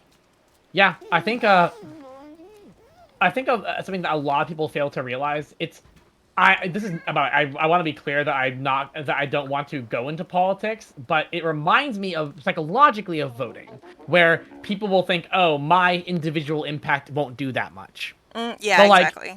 every person who thought to themselves, "Oh, my impact will do it," donated to the Kickstarter. That's a lot of people. That's a lot of people. Yeah. The best way to view things like voting, like donating to Kickstarters, to anything that's like you are a small piece of a big pie or a puzzle, whatever you want to refer to it as, is imagine that the decision you make is the same decision that 10,000 people will make, and it depends on your choice. That really helped me be like, oh, I want to contribute to this fundraiser. I want people to donate. I want to be one of those people. I want to represent people making the choice. And if everyone thinks that way, a lot of change can happen. And like, yeah, this Kickstarter is going to be a lot bigger than previous ones. Yeah. You already publicly sent out you already sent the patrons and people the questionnaire. Is that correct? Yeah. That went out to the patrons as well. So I don't know how much can we talk about the current situation with the Kickstarter. I'm actually not sure how that. I think that we're pretty settled on what we're going to be doing at this point. So I think we can talk about it. What specifically do you want to talk about? Kind of like the challenges and goals of kind of like what we're doing with it is interesting to me. Obviously, I can go into huge detail on it, but yeah, we because the first 4 chapters are very much their own thing, we decided to try doing a single omnibus edition of the first 4 chapters, which I am so excited about. I think it'll be a lot of fun. I think it's that, along with chapter 4 individually, of course. Thank you, Mythix. Have a great day. Thank you so much. But yeah. Continue. Yeah, it's a lot. It's very exciting. Yeah. That's the first time someone's mentioned the word humans. Tony, honey, I'm busy. Stop yelling at me. Speaking of cats. Oh, 100% contending. It is huge. We actually are. A lot of our focus right now has been on the marketing approach, and people will think that something like a Kickstarter is just a one day you throw the tiers up. It is not. Oh my god, no. Months of work. It is. I mean, you can do it a single day if you want to fail. We are spending hours and hours on it, and it's going to happen in April of next year. So that tells you how long it's going to take. It's going to be nuts. In fact, like, starting these streams is the Kickstarter is one of those reasons that we started it, is because we want to be able to kind of just build up the visibility of the comic in general, because it doesn't have. I think it can reach a bigger audience. We just have to figure out how. Yeah, there has been this challenge with the big question that we've been trying to answer, which is how do you get the attention of more people than are there? Yeah. Like, and it's really a matter of we need to try, different things and things we haven't tried yet, in avenues we haven't ventured into. We already have several categories on Webtoon. Yeah, Webtoon, while it is definitely a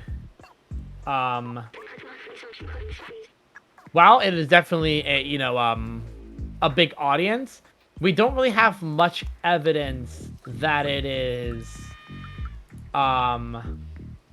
what's the word? Like, that it is a huge crowdfunding one yet. Partially, and it's not a thing against them at all. The audience on Webtoon tends to skew younger. Yeah. And I never presume that younger people have a bunch of... people will say, oh, teens have more disposable income. I sure didn't. Yeah, I had no money as a young person. There's also a shocking amount of people that I have seen who have a surprisingly small amount of knowledge about uh, Tamberlane. Someone mentioned this week's episode on Webtoon, the Tamberlane website, and everyone was like, "Wait, there's a website?" Oh my god, that was so funny. How do you find a website? I'm like, search on Google the word Tamberlane. It's the first result. That's really funny. It's very funny. Oh, a lot of people thought that you were uploading new episodes daily. They didn't realize that they were backlogged. Yeah, sometimes I get people on Webtoon being like, "Oh my god, please take care of yourself," and I'm like, "Oh, you're so sweet. I finished this months ago."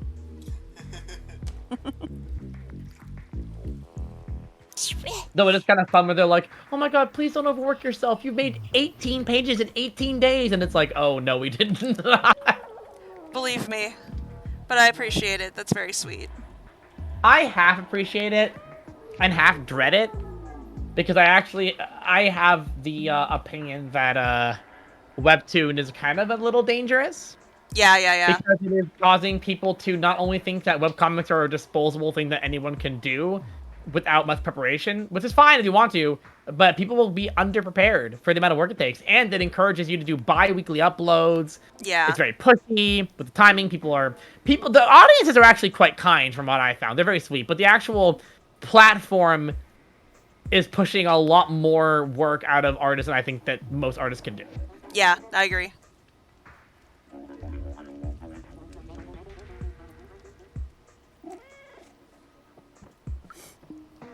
Yeah. I would say that's true, Gunny, in both the negative and the positive. In the positive, that it's a great place to get seen. Mm-hmm. And it's like the masses, it's like normalizing the idea that anyone can do it, which can be a very good thing. I'm not trying to say people shouldn't think they can. But specifically, it can also lead to the impression that it is easier than it actually is, and also make people overwork themselves a lot. Where is the... And TikTok is fun. You don't shit on TikTok, man.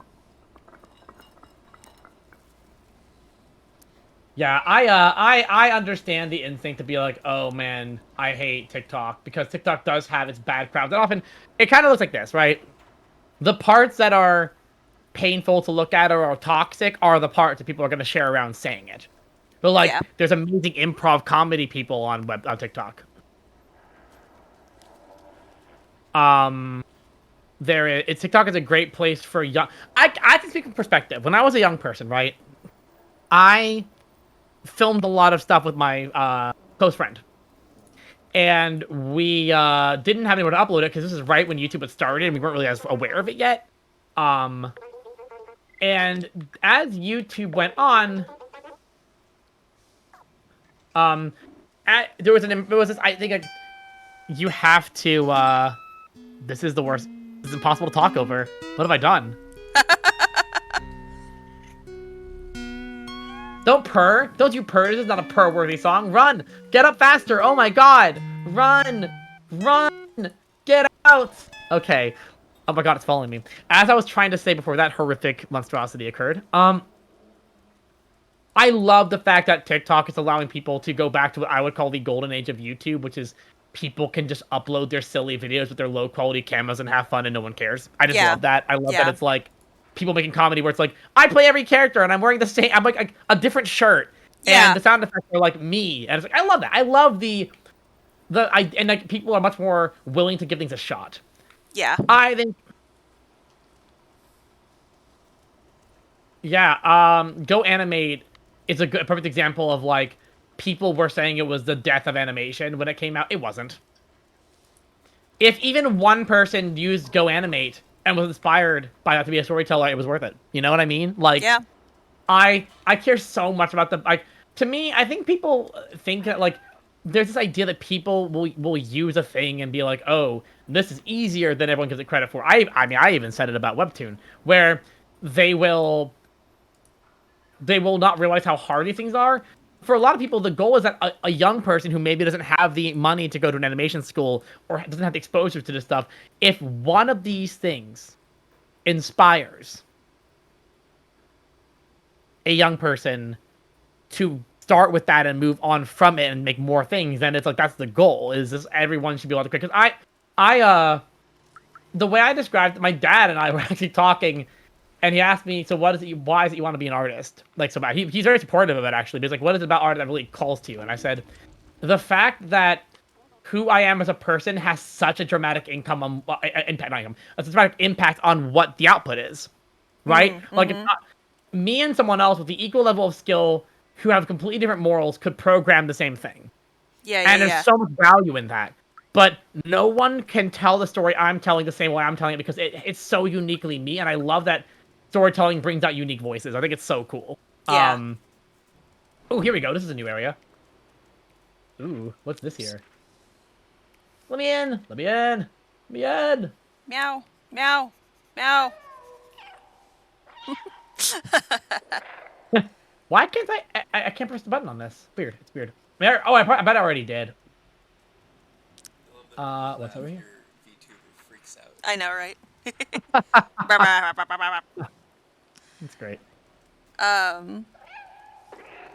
It's a lovely game. I'm enjoying it a lot. And Caitlin and Ryan already played it, and they recommended it to me. It's beautiful. Yeah, it's a really fun game. Actually, perfect for streaming. Just enough dialogue that there is a story going on, but not enough that I can't, like, talk. Yeah. I definitely look forward to you continuing this next week. Oh, yeah. I'm loving it. I think I've actually made impressive progress for playing while also talking, while having never played this game before and knowing nothing about it. Yeah. I'm not sure. Oh, it's this guy. I follow him. Clearly, I gotta follow this guy. What is going on with your face, buddy? Oops. I didn't mean to do that. Sorry. Oh, he's got like a wiry face. Alright, let's see. Is there any more questions people have or can think of about either animal protagonists or things we do or whatever else? My brain is definitely running on empty at this point, so I am crowdsourcing engagement. Hi. Yeah, we have 17 minutes left for the stream, so it actually takes a pretty good amount of time for like your brain in terms of like just talking straight. I'll say,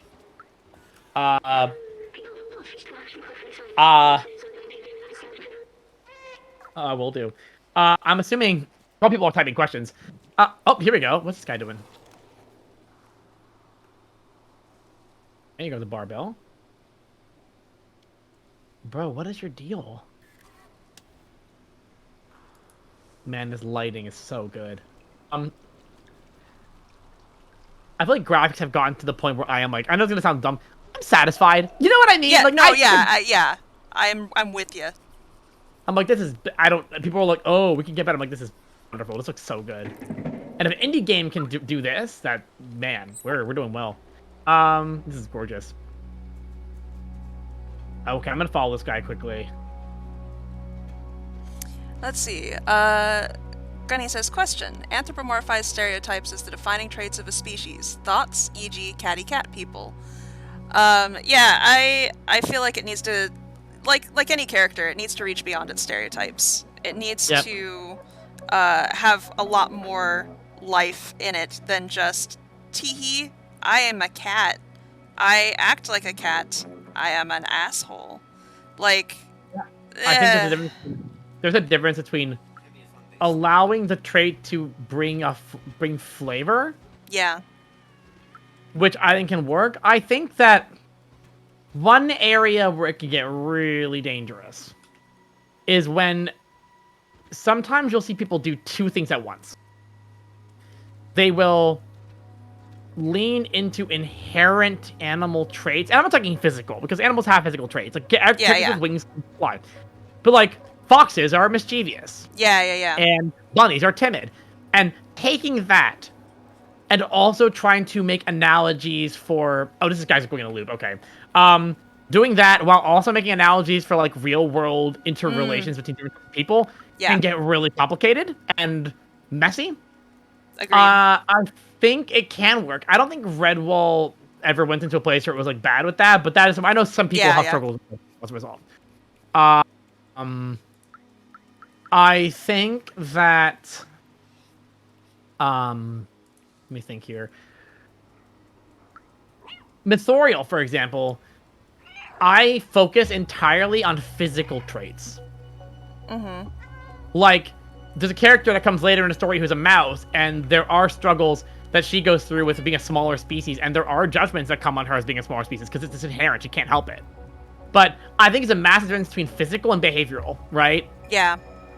And I think that you have to be really cautious with how you treat that stuff. I think it can be wonderful. I do think that it's really, again, it's all about how you handle the story, but I also agree, Gunny, that when you just throw it and say, all the cats are this, and all the bats are this, and all the dogs are this, it can get really boring. And it's like every story's done this. Yeah, exactly.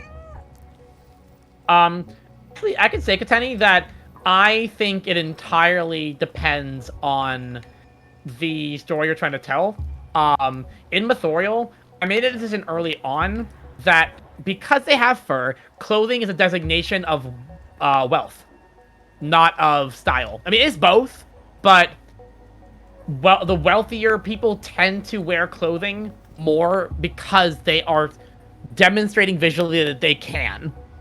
Yeah, I gotcha. Because they have to craft these things. It's like, if you go to a rich city, everyone is decked out in the most beautiful robes. But if you go in, like, a small town like Mosswood, a lot of creatures just kind of hang out because they're not going to spend what little money they have. Because this is a world with money. I decided a long time ago this is a world with poverty and money.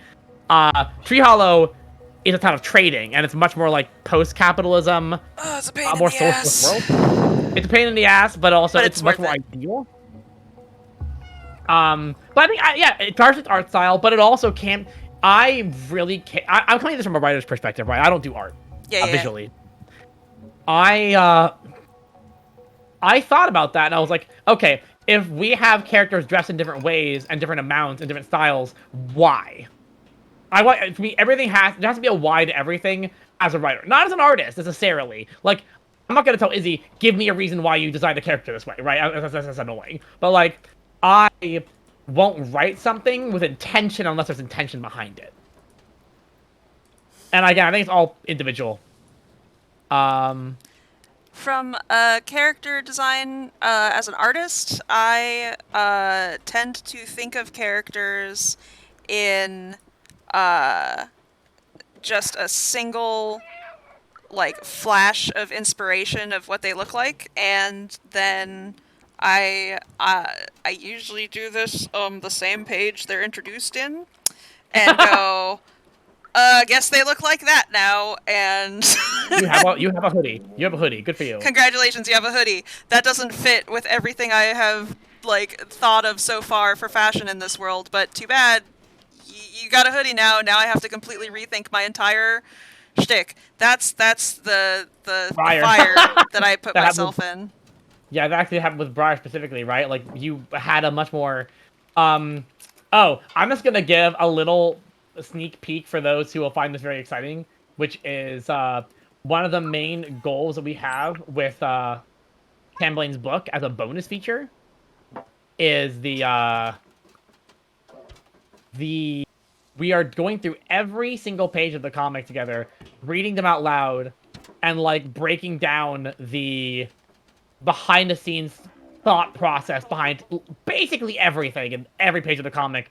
And we're going to do a massive annotations in the back of the book, hopefully. Which would basically mean that you get a behind-the-scenes look into the process that Caitlin went through, literally from beginning to end. It's so cool. So, I mean, I bring in my thoughts, and I have more to say in later ones because I came in then. But like, you get to see how Caitlin decided the clothing style, when things shifted, when Oakwood became the character he was. All these things are answered, and it's really cool. So but it's if you're also behind the scenes talking about like extra world lore that hasn't been able to really get into the comic, and character lore and stuff like that. It's very chunky. So yeah, if you were the person who watched Lord of the Rings and then went and watched all the appendices, and were very excited about the behind the scenes, this is for you. Also, Riser says, not a question, but it's just incredible how you have managed to bring Tamberlane and the whole world out this far. I've written short stories, and they're honestly easy since it can just be a single topic one can focus on. But once getting into something more threaded out, creating a world, trying to make sure characters aren't just simply shells, knowing where a story is going to, it's just admirable how far you've all come. Thank you so much. That is super sweet. It is definitely a circus act. Yeah, and I want to say on that point that besides, thank you so much. That really means a lot. I want to say that I would argue that there's also very amazing and exciting, as you probably have all noticed at this point with 10 minutes left, I'm just going in circles because I don't know what to do at this point. So I'm just like, I'll just wander around and explore the city. Um, but Also, yeah, real fast, I'm gonna do one more giveaway, and go for it. one more raffle. So, type exclamation point lore if you want to join the raffle. All right, go for it. Oh yeah, so I wanted to say short stories are also a very challenging and impressive art form that I think have their own unique challenges that longer stories don't. You have to leave an emotional impact in a very short amount of time. You have to have an idea that's impactful in a very short amount of time. Brevity is not always easy either. Um, but in terms of longer stories, yeah, it's been a really fun journey. I feel very lucky. Mothorial and Tamburlaine have very unique challenges, right? With Mothorial, I feel like I have to knock this guy over at a certain time. I think he just keeps going. He's tempting me. Like, I don't know what else to do with him. In Mothorial, right, I had to basically create this story from scratch, this world from scratch, with Izzy's help, and we worked on this together. With Tamburlaine, I get to come into, in many ways, there's a lot of aspects of the world building that we did together, but there are a lot of other aspects that are completely, that were already there, and it's a playground. It's a playground to explore. And there you go. You get a little jelly. And thank you for your lovely compliment. There you go. Yay! All right. Congratulations, Riser. Send me a character, and I'll do you a 5-minute doodle. Yeah, we do. Oh, hey, you. I met you before.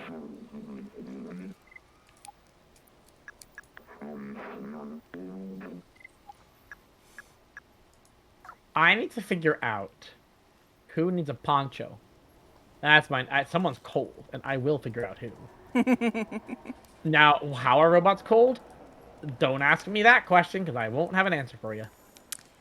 I will say that if you ever need hints without like deliberately spoiling or whatever, let me know, and I'm decently okay at that. Yeah, I will. I'll absolutely let you know. Yeah. I think I would have if we weren't ending now because I feel Yeah, like yeah. it's a new part of the story, maybe. But okay, this guy is driving me up the wall. What's your deal? uh, Heh. Riser, I am never tired of seeing her. I love her to pieces. She's my favorite. You pull her. I want to see. I can't pull up the because I want to leave the straight window, but I would love to see this character. It's Jonas's mom. Yes, yes. There we go. Um, yeah, it's been one of my favorite things to do, which I know was something you love to do, but also was very intimidating. And I'm glad that it's something I also love to do. It's been fun trying to find a place for all the cameos. Yeah, yeah. You would not all believe how much time went into that. Oh my god, there's There's so like, much. I want to say somewhere between 50 and 60 cameos that we have had to find homes for. It is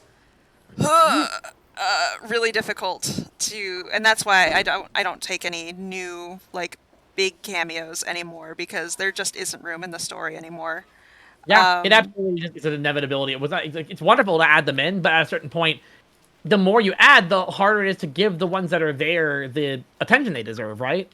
Yeah, exactly. Like you can look at how some of the early characters that are cameos were able to become mains. 'Cause at the time there was only like 3 of them. Yeah, yeah, But I would argue that we've managed to find a way to honor the cameo, every cameo that's there as much as we can. I'm really excited about it. yeah. We've really worked hard to find really good places where they have a second to like really shine and be a part of the story and somebody that the readers will remember as opposed to Yeah. like who is that? And I think that fits into my philosophy a lot of like, whenever, okay, what is that noise? What is that? I don't know if I ever figured that out actually. Huh. All right, I'll ask. No, I have 5 minutes. I won't ask. I'll ask next time when I come in and go. Actually, maybe I'll ask what the next thing to do is, so next time I can just start doing it. What is the thing I need to do next? I don't remember. Ah, no! Oh no! I have the poncho. You know how to get the poncho to? Yes. That's probably the next He's thing. in a building.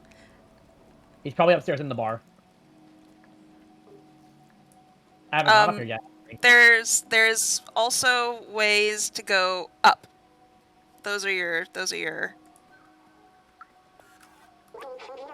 hints. This is honestly... I have never had a room in a game feel so viscerally comfortable to me. I don't know why. My brain was like, oh, this looks cozy. I mean, it's obviously thrown together, but there's something really cool about the interior design in this game. Very pretty. There's one room in particular that shows up later that I'm just like, yes, cozy.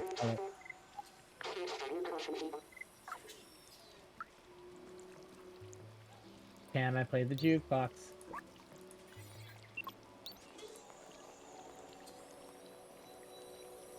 I wish my jukeboxes played this kind of music. Oh, never mind. It's playing this now. Never mind. It's fine, but not the vibe. Not the vibe. Haha. Grows in the dark. You don't need a sun to enjoy nature. Well, that sucks. Alright, back on the ceiling I go. Back on the roof. Yeah, askew rugs do help a lot. I'm Persian, and Persian rugs, I get a lot of nostalgia from them.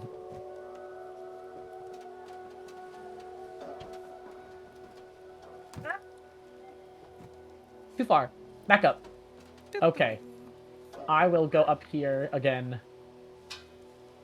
I should have stayed on the rooftops. I knew there must have been. I knew there must have been more up here. I just didn't like. I kind of like got stuck on the ground, but just I got hyper focused on the wrong area. Okay. I haven't gone to this thing yet. Oh no! No! No, please! No! Well, that's the end of that, I guess. Yeah, nailed it. I thought it was like a zip line tie. I wasn't paying attention. Oh shoot! Oh, what? Oh, I already was in here. This is where I came from. Dang it. Mystery's not solved.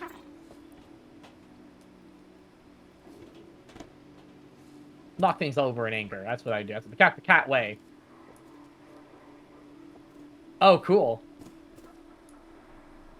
Well, I probably need to get this because I need to get 3 of these bottles. That's the second one of 3. I already used 1, so I only have 2 now.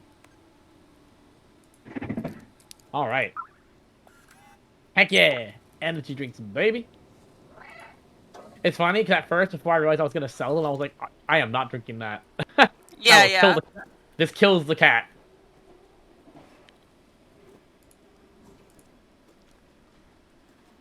I don't know why you didn't want to drink your battery acid. Exactly. Delicious. You've barely touched your battery acid today. Oh my god, this is the 3rd one! Yeah! Guy. I'll do that in a second, but before I do, I want to figure out anything else up here I might have missed. Okay, let me just...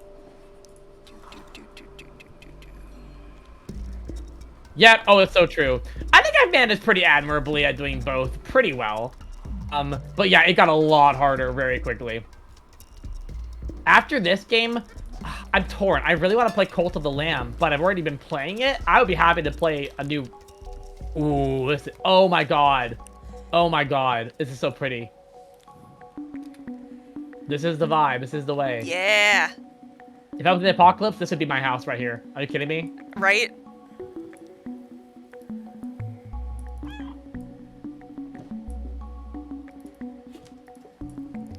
Wow. I'm loving the traffic cone light. That's so cool.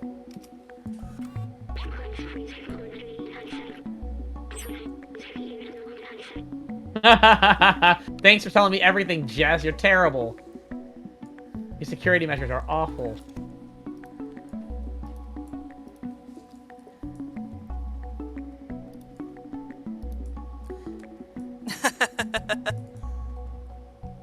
They just opened a used bookstore near my house in real life, and it's so pretty. Love it. Yeah, I adore these bookstores. My friend Charlie and I have been talking, and us and Charlie's wife, the 3 of us have been talking about the very real possibility of opening a used bookstore together. Ooh, love it. Yeah, there are not. This the one that just opened is the only one in the entire area. They all closed a few years ago, but like kind of right before, I would argue books kind of there's like this resurgence of like huge popularity, Yeah. and there needs to be more used books. If you want to open, and Charlie has years of experience as a barista. I've experienced the bookstore runner. I've even bought and sold books, so we are interested in potentially doing that. That's awesome. Yeah, I would absolutely love it. All right, And Key. it also looks like it's about time for us to wind down, so, Perfect. All right. Okay, let's read this. My final thing. Uh, probably will be lit, but we should be able to warn out the Zerks on our way out. Okay, cool enough. The initial attempt was explosive. I might have to test it under real conditions. All right, so my next time I play, I'll be going to find Momo. Mwahaha, yes, we have been trolling you with abroad for years. And that when I first joined as co-writer, I got a document that was like, "This is what abroad is." I'm like, "Cool." Oh, it was fun. All right, I am going to. So I guess there's no saving. I'll just have to go from the second. What's like 38 seconds ago? That's cool. All right, let me go ahead and close that. All right. Well, y'all. Yeah, thank you Thank you guys for joining us. coming and joining us for our first Treehollow Talks. Hopefully we should be able to do this again next week on Thursday. I think that would be lovely. Preferably with fewer technical difficulties. Yeah, we'll sort it out. We have a couple things to fix, but generally speaking, that went really well. Everything seems like it's doing well now. Yeah, yeah. We'll figure out how to make my Dalmatian crisp and how to make him not disappear. Yep, yep. But yeah, thank you so much for joining us. Our plan is for Treehollow Talks to be a weekly event for those who didn't hear at the beginning, where we will talk about storytelling. And just as we with you do art streams, we want to kind of do writing streams. And since I can't really write on stream, I'll be playing games while Caitlin does art, and it'll be a great opportunity to sometimes talk about the story elements of the game we're playing, like we did today with Stray, and just kind of share the process with you all, answer questions, and just hang out. Yeah, it's going to be awesome. Okay. So, yeah, thank you guys so much, and we are signing off now. We'll see you next week. See you next week, y'all. Take care. Bye!